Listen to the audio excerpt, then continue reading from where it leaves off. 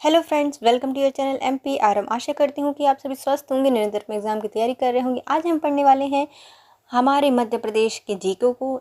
आज का टॉपिक है हमारा जनजाति। तो चलिए स्टार्ट करते हैं। यदि आप हमारे चैनल पर नए हैं, अभी तक चैनल सब्सक्राइब नहीं किया है, तो वीडियो आपको थोड़ा सा भी यूजफुल लगता है तो वीडियो को लाइक कीजिए, कमेंट कीजिए, चैनल को सब्सक्राइब कीजिए और अपने प्यारे प्यारे फ्रेंड्स के साथ वीडियो को शेयर कीजिए। आज का टॉपिक हमारा MP में जितने भी एग्ज़ाम होते हैं उन सभी के लिए ज़रूरी है। तो चलिए स्टार्ट करते हैं। पहला पॉइंट है हमारा अनुसूचित जाति एवं अनुसूचित जनजाति अत्याचार निवारण अधिनियम 1983 के अंतर्गत किस धारा में आर्थिक बहिष्कार को परिभाषित किया गया है। मतलब आर्थिक बहिष्कार किस अधिनियम में दिया गया है, तो अनुसूचित जाति अनुसूचित जनजाति अत्याचार निवारण अधिनियम 1989 के अंतर्गत इसकी धारा दी गई है, धारा 2 का ख ग।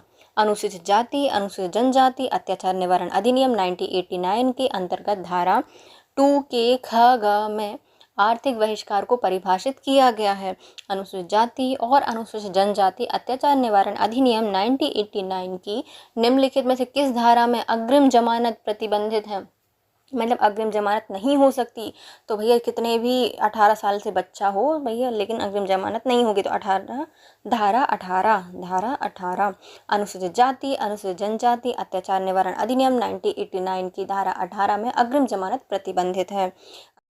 अनुसूचित जाति अनुसूचित जनजाति नियम 1995 की निम्नलिखित धारा के अंतर्गत वार्षिक रिपोर्ट के लिए सामग्री का उपबंध किया गया है, तो ये धारा हो जाएगी 18। धारा 18 के अंतर्गत ये किया गया है। अनुसूचित जाति अनुसूचित जनजाति नियम 1995 की धारा 18 के अंतर्गत वार्षिक रिपोर्ट के लिए सामग्री का उपबंध किया गया है। अनुसूचित जाति और अनुसूचित जनजाति अत्याचार निवारण अधिनियम 1989 के अंतर्गत कोई भी व्यक्ति जो कि अनुसूचित जाति या अनुसूचित जनजाति का सदस्य नहीं है, जादू टोना करने या डायन होने के अभिकथन पर अनुसूचित जाति या अनुसूचित जनजाति के सदस्य को शारीरिक हानि पहुंचाएगा या मानसिक यातनाएं देगा, वह किसी अपराधी के कोई भी कितनी अवधि के लिए कारावास से दंडित होगा, तो उसके लिए 6 माह से कम की सज़ा नहीं होगी, किंतु जो 5 वर्षों तक की हो सकती है और जुर्माना भी। अनुसूचित जाति अनुसूचित जनजाति अत्याचार निवारण अधिनियम 1989 के अंतर्गत कोई भी व्यक्ति जो कि अनुसूचित जाति अनुसूचित जनजाति का सदस्य नहीं है, जादू टोना करने या डायन होने के अभिकथन पर अनुसूचित जाति अनुसूचित जनजाति के सदस्य को शारीरिक हानि पहुंचाने या मानसिक ताड़ना देने के लिए कारावास जिसकी अवधि 6 माह से कम नहीं होगी, किंतु जो 5 वर्षों तक की हो सकेगी और जुर्माने से दंडित होगा। अनुसूचित जाति अनुसूचित जनजाति अत्याचार निवारण अधिनियम 1989 में कुल कितनी धाराएं हैं, तो इसमें कुल 23 धाराएं हैं। कितनी हैं? 23 धाराएं हैं। अनुसूचित जाति अनुसूचित जनजाति अत्याचार निवारण अधिनियम 1989 की कुल धाराओं की संख्या 23 है। अनुसूचित जाति अनुसूचित जनजाति नियम 1995 की निम्नलिखित में से किस धारा के अंतर्गत जिला स्तरीय सतर्कता एवं मॉनिटरी समिति के गठन का उपबंध किया गया है, तो ये धारा 17। कौन सी धारा है? ये 17 है, जिसमें जिला स्तरीय सतर्कता एवं मॉनिटरी समिति बनाई गई है। अनुसूचित जाति एवं अनुसूचित जनजाति नियम 1995 की धारा 17 के अंतर्गत विधि एवं व्यवस्था तंत्र द्वारा निवारक कार्यवाही जिला मजिस्ट्रेट या उपखंड मजिस्ट्रेट या अन्य कार्यपालक मजिस्ट्रेट या किसी पुलिस अधिकारी जो कि पुलिस उप अधीक्षक के पद से नीचे का ना हो, वह मॉनिटरी समिति के गठन का उपबंध करेगा। कौन करेगा? जिला मजिस्ट्रेट, उपखंड मजिस्ट्रेट या कार्यपालक मजिस्ट्रेट या किसी पुलिस अधिकारी जो कि उप अधीक्षक से नीचे की रैंक का नहीं होना चाहिए, वो क्या करेगा? मॉनिटरी समिति का गठन करेगा और धारा 17 में इसका उपबंध किया है। अनुसूचित जाति अनुसूचित जनजाति अधिनियम 1989 की निम्नलिखित में से किस धारा में भारतीय दंड संहिता के कतिपय उपबंधों को लागू होना उपबंधित किया गया है, तो इसको धारा 6 के अंतर्गत कहा गया है कि जो भारतीय दंड संहिता है उसके कतिपय उपबंधों का लागू होना उपबंधित है धारा 6 में। अनुसूचित जाति अनुसूचित जनजाति अधिनियम की धारा 1989 की धारा 6 में भारतीय दंड संहिता की धारा 34, 149 और अध्याय 3 4.5.5 का 23 के उपबंध उसी प्रकार लागू होंगे जिस प्रकार की आईपीसी के लिए लागू होते हैं। अनुसूचित जाति अनुसूचित जनजाति अत्याचार निवारण अधिनियम 1989 के उद्देश्यों को क्रियान्वित करने के लिए नियम बनाने की शक्ति किन्हें सौंपी गई है? तो जो 1989 के उद्देश्य हैं उनको क्रियान्वित करने के लिए शक्ति दी गई है केंद्र सरकार को। किसके पास है? केंद्र सरकार को दी गई हैं। अनुसूचित जाति अनुसूचित जनजाति अत्याचार निवारण अधिनियम 1989 के उद्देश्यों को क्रियान्वित करने के लिए नियम बनाने की शक्ति केंद्र सरकार को दी गई है। अनुसूचित जाति अनुसूचित जनजाति अधिनियम 1989 की निम्नलिखित में से किस धारा में अग्रिम जमानत प्रतिबंधित किया गया है? तो ये धारा 18 के अंतर्गत इसको प्रतिबंधित किया गया है। अनुसूचित जाति अनुसूचित जनजाति अधिनियम की धारा 1989 की धारा 18 में अपराध करने वाला व्यक्ति को संहिता की धारा 438 लागू नहीं होगी जो कि अग्रिम जमानत से संबंधित हैं।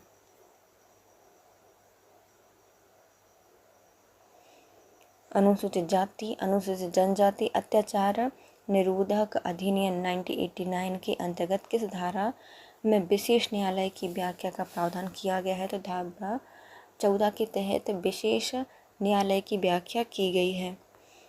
अनुसूचित जाति अनुसूचित जनजाति अत्याचार निवारण अधिनियम 1989 की धारा 14 के अंतर्गत विशेष न्यायालय का प्रावधान किया गया है। अनुसूचित जाति अनुसूचित जनजाति अत्याचार निवारक अधिनियम 1989 के अंतर्गत किए गए अपराधों के लिए जांच अधिकारी कितने दिन में अपनी रिपोर्ट सौंपेगा? तो ये 30 दिन के अंदर अपनी रिपोर्ट सौंपेगा। अनुसूचित जाति अनुसूचित जनजाति अत्याचार निरोधक अधिनियम 1989 के अंतर्गत किए गए जो अपराध हैं उनके लिए जांच अधिकारी को 30 दिन के अंदर रिपोर्ट सौंपे जाने का प्रावधान किया गया है। अनुसूचित जाति अनुसूचित जनजाति की किस अधिनियम के अंतर्गत अत्याचार निवारक कानून लागू किया गया था? तो 1989 के तहत इसको लागू किया गया है। अनुसूचित जाति अनुसूचित जनजाति अत्याचार निवारक अधिनियम 1989 को तत्कालीन राष्ट्रपति द्वारा 11 सितंबर 1989 को स्वीकृति प्रदान की गई है। यह अधिनियम 30 जनवरी 1990 को लागू किया जाएगा। अनुसूचित जाति अनुसूचित जनजाति को किस अनुच्छेद के अंतर्गत मौलिक सामाजिक आर्थिक राजनीतिक और सांस्कृतिक अधिकार दिए गए हैं? तो अनुच्छेद 17 के तहत मौलिक सामाजिक आर्थिक राजनीतिक और सांस्कृतिक अधिकार दिए गए हैं जनजाति को और अनुसूचित जाति को। भारतीय संविधान के भाग 3 के अनुच्छेद 17 में अस्पृश्यता का अंत किया गया है और इसे किसी भी रूप में आचरण निषिद्ध घोषित कर दिया गया है। अनुच्छेद 17 समता के अधिकार से संबंधित है। अस्पृश्यता के निषेध से अछूत समझे जाने वाले विशेषकर अनुसूचित जाति अनुसूचित जनजाति को एक सामाजिक आर्थिक राजनीतिक और सांस्कृतिक अधिकार दिए गए हैं। अनुच्छेद 18 उपाधियों का अंत करता है। अनुच्छेद 19 वाक और अभिव्यक्ति की स्वतंत्रता आदि विषय कुछ आरक्षण अधिकार दिए गए हैं, संरक्षण किया गया है इनमें। अनुच्छेद 19 में आरक्षण नहीं दिया गया, वाक अभिव्यक्ति की स्वतंत्रता अनुच्छेद 19 में दी गई है और कुछ अधिकारों का संरक्षण अनुच्छेद 20 में अपराधों के लिए दोष सिद्धि के संबंध में संरक्षण दिया गया है। वर्ष 1990 में अनुसूचित जाति अनुसूचित जनजाति राष्ट्रीय आयोग की रिपोर्ट के अनुसार अनुसूचित जाति अनुसूचित जनजाति के आचरण का कारण नहीं है। कौन? ऋणग्रस्तता इसका कारण नहीं मानी जाएगी। वर्ष 1990 में अनुसूचित जाति और जनजाति राष्ट्रीय आयोग की रिपोर्ट के अनुसार अनुसूचित जाति अनुसूचित जनजाति के आचरण का कारण भूमि निर्वसन बंधुआ मजदूरी और धार्मिक कारण है, जबकि ऋणग्रस्तता इसका कारण नहीं है। अनुसूचित जाति अनुसूचित जनजाति अत्याचार निवारण अधिनियम 1989 के अंतर्गत सामूहिक जुर्माना अधिरोपित और वसूल करने की शक्ति किसे है? तो जो राज्य सरकार है वो इसको अधिरोपित कर सकती है और इसको वसूल सकती है। अनुसूचित जाति अनुसूचित जनजाति अत्याचार निवारण अधिनियम 1989 के अंतर्गत सामूहिक जुर्माना आरोपित करना और वसूली करने की शक्ति राज्य सरकार को दी गई है। अनुसूचित जाति अनुसूचित जनजाति अत्याचार निवारण अधिनियम 1989 के अधीन अपराध किए जाने पर कम से कम कितने दंड का प्रावधान किया गया है? तो कम से कम 1 वर्ष का दंड का प्रावधान है। जो हमारा SC/ST एक्ट है 1989 का, इसके अधीन अपराध किए जाने पर कम से कम 1 वर्ष का दंड का प्रावधान किया गया है। न्यायालय अपराधित कर सकता है कि अपराध घटित करने वाला कोई भी कृत्य अस्पष्टता के आधार पर किया गया था, यदि ऐसा अपराध देश के संबंध से किया गया हो, देश के संबंध में किया गया हो, तो अनुसूचित जाति के संबंध में किया गया हो, तो जो न्यायालय है उपधारित कर सकता है कि अपराध घटित करने वाला कोई भी कृत्य अस्पष्टता के आधार पर ही किया गया है। न्यायालय अपधारित कर सकता है कि अपराध घटित करने वाला कोई भी कृत्य अस्पष्टता के आधार पर किया गया है, यदि ऐसा अपराध अनुसूचित जाति के संबंध में किया जाता है, ना कि अनुसूचित जनजाति या किसी भी समुदाय के सदस्य के साथ। SC/ST एक्ट 1989 के अधीन अपराधों का आचरण या विचार करने के लिए राज्य सरकार देश की सहमति से सत्र न्यायालय को विशेष न्यायालय विनिर्दिष्ट कर सकती है। किसकी सलाह पर कर सकती है? किसकी सिफारिश पर करती है? ये उच्च न्यायालय के मुख्य न्यायाधीश के साथ सलाह के बाद कर सकती है। अनुसूचित जाति अनुसूचित जनजाति अत्याचार निवारण अधिनियम 1989 के अधीन जो अपराध का विचारण करना है, उसके लिए राज्य सरकार उच्च न्यायालय के मुख्य न्यायाधीश की सहमति से सत्र न्यायालय को विशेष न्यायालय विनिर्दिष्ट कर सकती है। SC/ST एक्ट 1989 के अधीन निम्नलिखित में से क्या पूर्णतः निषिद्ध है? तो ये गिरफ्तारी पूर्व जमानत पूर्णतः निषिद्ध की गई है। SC/ST एक्ट 1989 के अधीन गिरफ्तारी पूर्व जमानत पूर्णतः निषिद्ध है। अनुसूचित जाति अनुसूचित जनजाति अत्याचार निवारण अधिनियम 1989 के अधीन जो किए गए अपराध हैं, उनका अन्वेषण हेतु पुलिस अधिकारी द्वारा किया जाएगा, जो कि किस रैंक से कम नहीं होना चाहिए? तो यह उप अधीक्षक रैंक से कम का नहीं होना चाहिए। SC/ST एक्ट 1989 के अधीन किए गए जो अपराध हैं, उनका अन्वेषण ऐसे पुलिस अधिकारी द्वारा किया जाएगा जो कि उप अधीक्षक रैंक से कम नहीं होगा। SC/ST एक्ट के अधीन विशेष न्यायालय निम्नलिखित में कौन सी शक्ति का प्रयोग नहीं कर सकता? तो यह व्यक्ति को हटाया जा सकता है, संपत्ति का संभरण भी किया जा सकता है, व्यक्ति की माप ली जा सकती है, लेकिन सामूहिक जुर्माना आरोपित नहीं कर सकता। SC/ST एक्ट के अधीन विशेष न्यायालय सामूहिक जुर्माना आरोपित करने वाली शक्ति का प्रयोग नहीं कर सकता। SC/ST एक्ट प्रवर्त हुआ है कब इसको लागू किया गया है? तो यह 30 जनवरी 1990 को प्रवर्त किया गया है। SC/ST एक्ट 30 जनवरी 1990 को प्रवर्त हुआ है। SC/ST एक्ट अनुसूचित जाति अनुसूचित जनजाति की उन्नति के लिए एक प्रावधान है, जो कि निम्नलिखित में से किस एक सिद्धांत पर आधारित है? तो यह एक संरक्षण विभेद का सिद्धांत संरक्षण विभेद के सिद्धांत पर आधारित है। SC/ST एक्ट अनुसूचित जाति अनुसूचित जनजाति की उन्नति के लिए एक प्रावधान है, जो संरक्षण विभेद के सिद्धांत पर आधारित है। SC/ST एक्ट के अधीन विनिर्दिष्ट विशेष न्यायालय को नहीं दी जाती। तो विशेष न्यायालय को क्या नहीं दी जाती? तो इन्हें किसी अपराध है उसके दोष सिद्धि अभियुक्त की संपत्ति का संपहरण कर सकती है, ये अधिकार दिया गया है। पुलिस से भिन्न किसी व्यक्ति को अतिरिक्त अन्वेषण करने के लिए अधिकृत करना, ये नहीं कर सकती। ऐसा व्यक्ति जो किसी क्षेत्र से हटाने उसके द्वारा अपराध किए जाने की संभावना हो, ऐसा भी कर सकते, मतलब किसी व्यक्ति को अपराध करने से पहले हटा देना। ऐसा व्यक्ति की माप फोटोग्राफ लेना जिसके द्वारा अपराध किए जाने की संभावना है, ये भी कर सकती है। SC/ST एक्ट के अधीन विनिर्दिष्ट विशेष न्यायालय को पुलिस से भिन्न किसी व्यक्ति को अतिरिक्त अन्वेषण करने के लिए अधिकृत करने का अधिकार नहीं दिया गया है। SC/ST एक्ट के अधीन अपराधों का विचारण करने के लिए सेंसर न्यायालय को विशेष न्यायालय के रूप में विनिष्ट करने का प्रयोजन किया गया है, तो शीघ्र विचारण के लिए। SC/ST एक्ट की धारा 14 के अनुसार अपराधों का शीघ्र निवारण करने के लिए सेंसर न्यायालय को विशेष न्यायालय के रूप में विनिर्दिष्ट करने का प्रयोजन सम्मिलित है। राज्य जनजाति संग्रहालय स्थित है। जो राज्य का जनजाति संग्रहालय है कहाँ पर है, तो ये हमारे भोपाल में है। कहाँ पे है, भोपाल में है। जो इंदिरा गांधी जनजाति संग्रहालय है वो।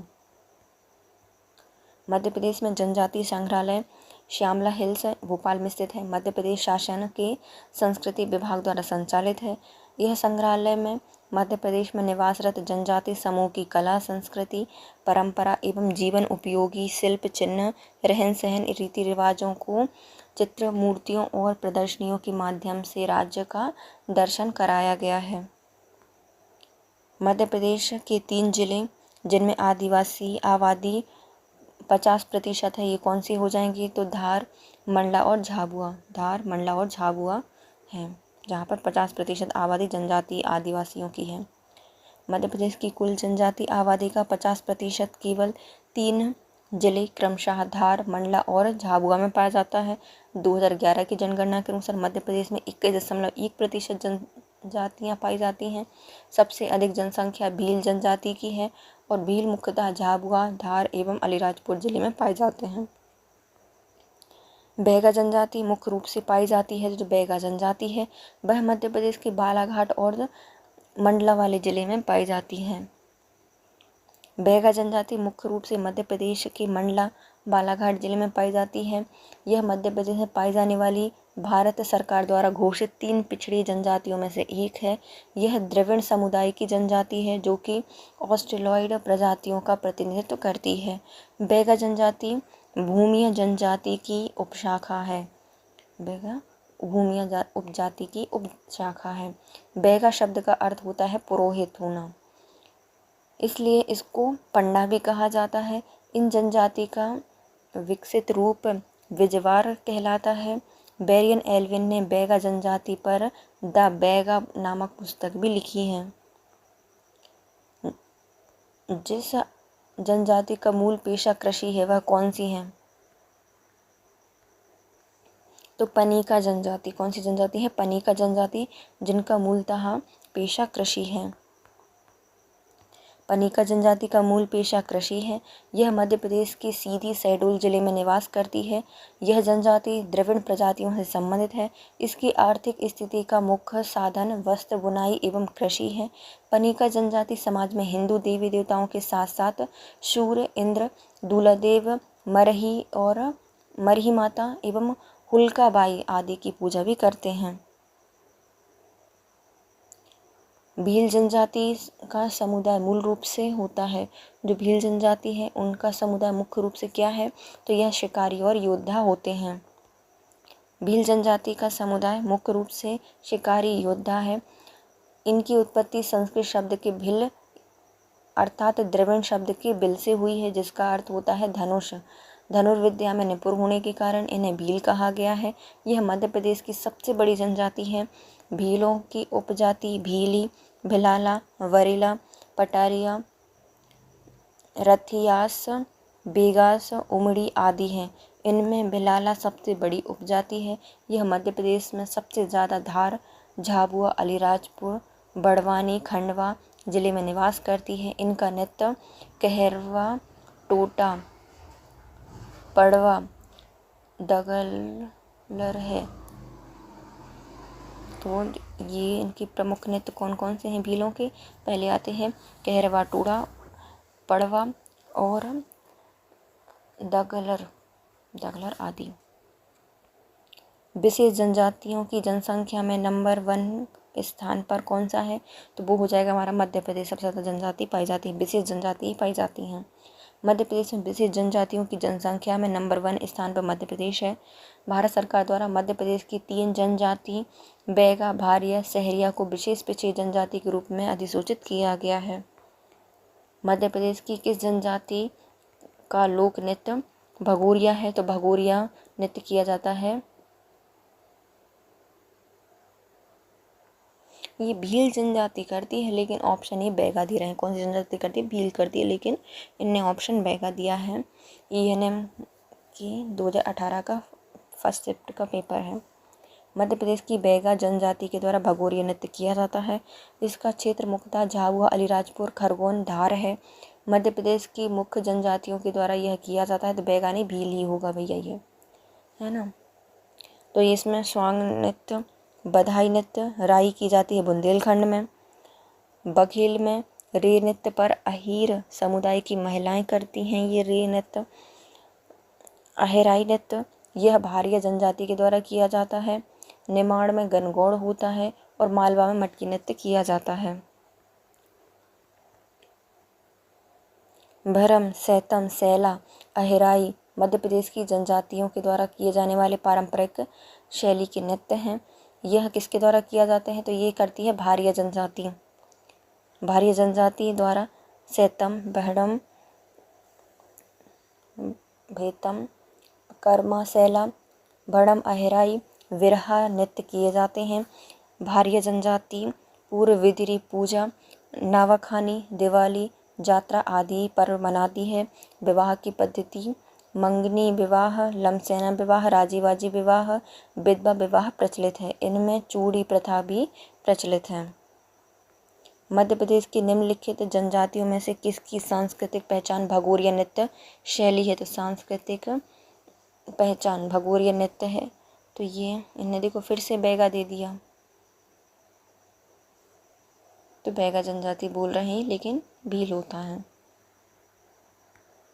तो आंसर सही होगा भील, लेकिन देखो पटवारी में दिया था, इसलिए कई लोगों का ज़रा सिलेक्शन नहीं हुआ, है ना। तो ये क्योंकि इसमें तो आप आयोग जैसे वो भी नहीं लगा सकते ना कि क्वेश्चन चेंज करवा दिया, नहीं करवा सकते, है ना। तो इसमें क्या हो जाएगी? भील जनजाति हो जाएगी, जो कि सांस्कृतिक पहचान है भगोरिया नृत्य। भगोरिया नृत्य भील जनजातियों का एक सांस्कृतिक नृत्य है उनका।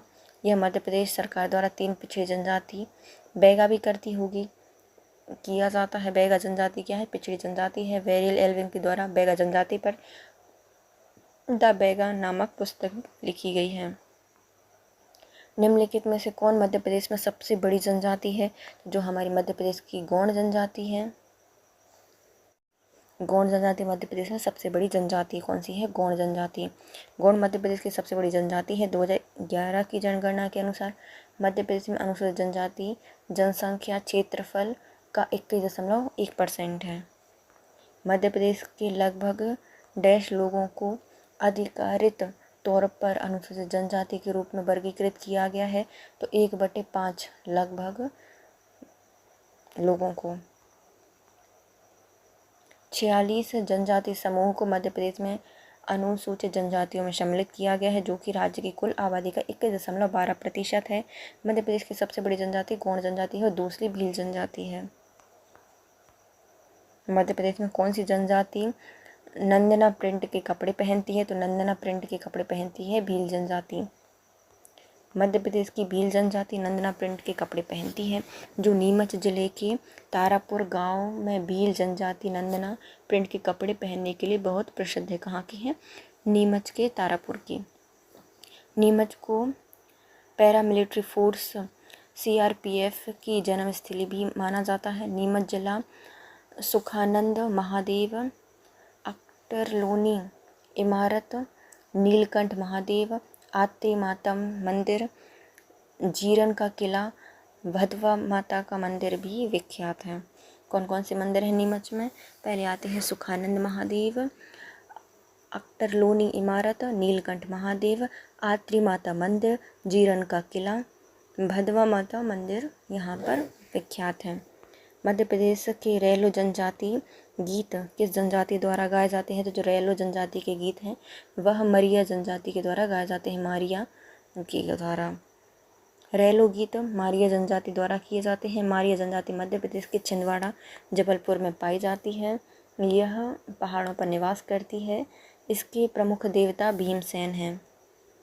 मध्य प्रदेश की सर्वाधिक जनसंख्या वाली जनजाति कौन सी है? तो सबसे ज़्यादा जनसंख्या पाई जाती है गौंड, सबसे ज़्यादा थे, लेकिन ये भील बोल रहे हैं। अच्छा 2090 में पूछा गया, तो 2001 पहले होगा ये, है ना। अब कौन हो गए हैं, अब गौड़ हो गए हैं सबसे ज़्यादा मध्य प्रदेश में। मध्य प्रदेश की निम्नलिखित में से कौन सी अनुसूचित जनजाति पाई जाती है, तो मध्य प्रदेश में पाई जाती है माड़िया। माड़िया जनजाति मध्य प्रदेश में पाई जाती है। संथाल झारखंड में, लुसाई असम में, अंगमरी मणिपुर जिले में पाई जाती है। घोटुल प्रथा किससे संबंधित है, हमें सम्मिलित करना है ना। घोटुल प्रथा यह बस्तर की मुड़िया जनजाति के द्वारा किया जाता है। घोटुल भगोरिया हाट भील जनजाति से संबंधित है। बेवर बैगा चक के द्वारा की जाने वाली परंपरागत चलित खेती होती है। बेवर और कर्मा जो होता है वह पूरी मध्य प्रदेश की जनजातियों में प्रचलित नृत्य और लोकगीत है कर्मा।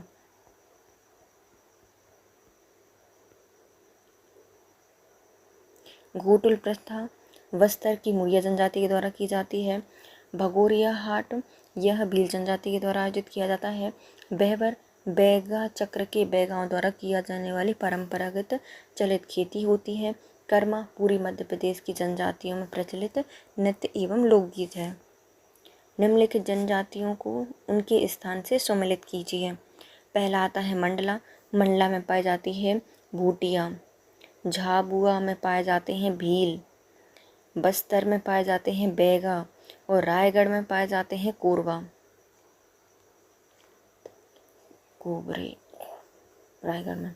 तो मंडला में भूटिया, झाबुआ में भील, बस्तर में बैगा और रायगढ़ में कोरवा पाए जाते हैं।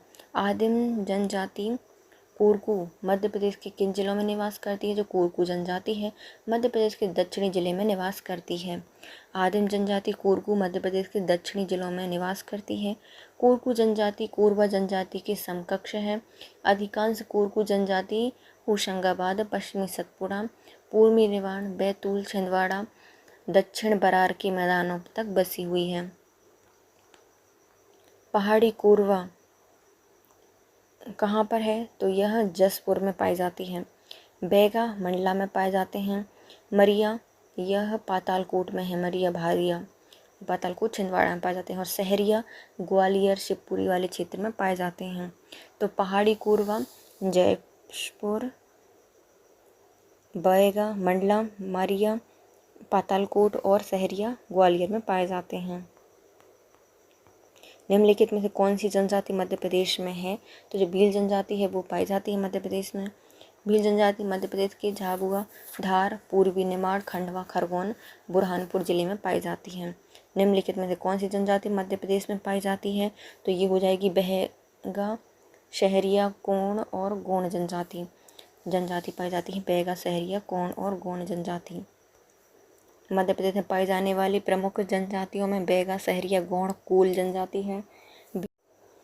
भील जनजाति भारत की सबसे बड़ी जनजाति है। दूल्हादेव गौड़ जनजाति के प्रमुख देवता हैं।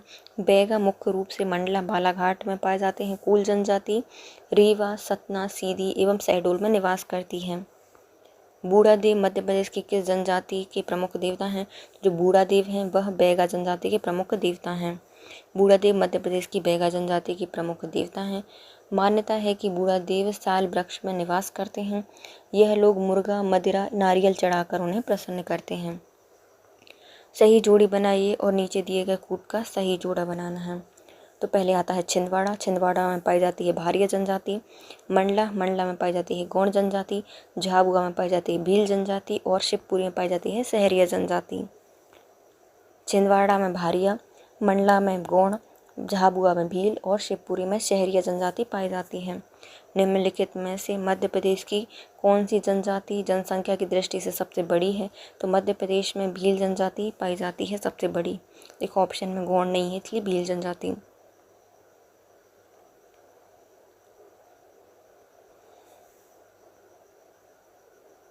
मध्य प्रदेश की किस जन क्षेत्र या किस ज़िले में जनजाति जनसंख्या सबसे ज़्यादा है, तो वो है अलीराजपुर में सबसे ज़्यादा है। मध्य प्रदेश के अलीराजपुर ज़िले में जनजातीय जनसंख्या का प्रतिशत 0% है। 2011 की जनगणना के अनुसार अलीराजपुर ज़िला मध्य प्रदेश का एक ऐसा ज़िला है जो कि मध्य प्रदेश के पश्चिमी भाग में पड़ता है। कुछ वर्ष पहले झाबुआ ज़िले से कुछ क्षेत्रों को अलग करके अलीराजपुर ज़िला बना दिया गया है। अलीराजपुर ज़िला बनाया गया था। निम्नलिखित में से कौन सी अलीराजपुर की एक सबसे बड़ी जनजाति है? तो वो हो जाएगी भिलाला जनजाति। भिलाला मूल रूप से मिश्रित राजपूत और भील क्षत्रिय जाति है जो कि राजपूत योद्धाओं और सरदारों द्वारा जमींदारों से विवाह से उत्पन्न हुई है। भिलाला आदिवासी जो हैं वह अलीराजपुर में पाए जाते हैं मुख्य रूप से। प्रमुख जनजाति और उनसे संबंधित कुछ जिले। गौड़ जनजाति, यह मध्य प्रदेश की कुल जनसंख्या का 35% है। प्रदेश के सभी जिलों में मुख्यतः नर्मदा के दोनों किनारों पर विंध्याचल और सतपुड़ा अंचल में पाई जाती है गौड़ जनजाति। भील जनजाति धार, झाबुआ, अलीराजपुर में पाई जाती है भील जनजाति। बैगा जनजाति, यह मंडला, बालाघाट, डिंडोरी में पाई जाती है बैगा जनजाति। कोल जनजाति रीवा, सतना, शहडोल जिले में, सीधी जिले में पाई जाती है। कोल रीवा, सतना, शहडोल, सीधी में। सहरिया जनजाति गुना, शिवपुरी, राजगढ़, मुरैना, ग्वालियर, विदिशा, रायसेन और अशोकनगर में पाई जाती है। शहरिया गुना, शिवपुरी, राजगढ़, मुरैना, ग्वालियर, विदिशा, रायसेन और अशोकनगर में पाई जाती हैं। निम्नलिखित में से कौन सी जनजाति मध्य प्रदेश की नहीं है? तो जौनसारी जनजाति मध्य प्रदेश की नहीं है, जबकि गौड़, भील, कोरकू मध्य प्रदेश की प्रमुख जनजाति हैं। गौड़, भील, कोरकू मध्य प्रदेश की जनजाति हैं, जबकि जौनसारी है उत्तराखंड में पाई जाती है। 2011 की जनगणना के अनुसार भारत की सबसे बड़ी जनजाति भील है। सबसे ज़्यादा भील मध्य प्रदेश में पाए जाते हैं। भोपाल में जनजाति संग्रहालय बनाया गया है आदिवासियों का।